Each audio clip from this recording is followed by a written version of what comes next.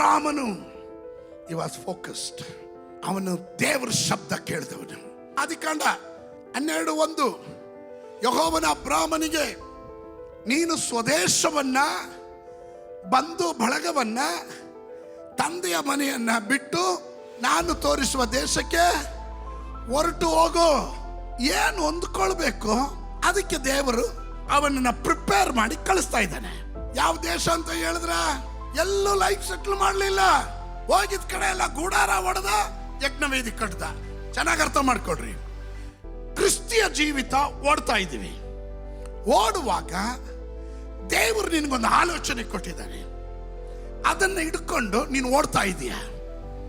ಓಡುವಾಗ ಇದರ ಮಧ್ಯದಲ್ಲಿ ಎಲ್ಲೆಲ್ಲಿ ಏನೇನು ಹೋರಾಟ ಬರುತ್ತೆ ಅಂತ ದೇವರು ಹೇಳಲಿಲ್ಲ. ಅಬ್ರಾಮನನ್ನ ದೇವರು ಏನಕ್ಕೆ ಹಿಡಿದನು? ಅದು ಅಬ್ರಾಮನ ಹಿಡಿಯೋದಕ್ಕೆ ಅಬ್ರಾಮನ್ ಓಡ್ತಾ ಇದ್ದಾನೆ. ಒಬ್ಬರು ಮಾತ್ರ ಆಮೇಲೆ ಹೇಳ್ರಿ. ಇದರ ಒಳಗಡೆ ನಿನ್ನ ಕುಟುಂಬವನ್ನು ಕರೆದನು, ನಿನ್ನನ್ನು ಕರೆದನು. ಅನೇಕರ ಮಧ್ಯದಲ್ಲಿ, ನಿಮ್ಮ ಕುಟುಂಬದವರ ಮಧ್ಯದಲ್ಲಿ, ನಿಮ್ಮ ಸಂಬಂಧಿಕರ ಮಧ್ಯದಲ್ಲಿ, ಈ ಪಟ್ಟಣದಲ್ಲಿ ನಿಮಗಿಂತ ಜಾಣರು, ಹಣವಂತರು, ಸ್ಥಿತಿವಂತರು, ಜ್ಞಾನಿಗಳು ಅನೇಕರು ಇರುವಾಗ ಅವರಿಗೆ ಸಿಗದೇ ಇರುವ ಪದವಿ ದೇವರು ನಿಮಗೆ ಕೊಟ್ಟು ಕರೆದನು.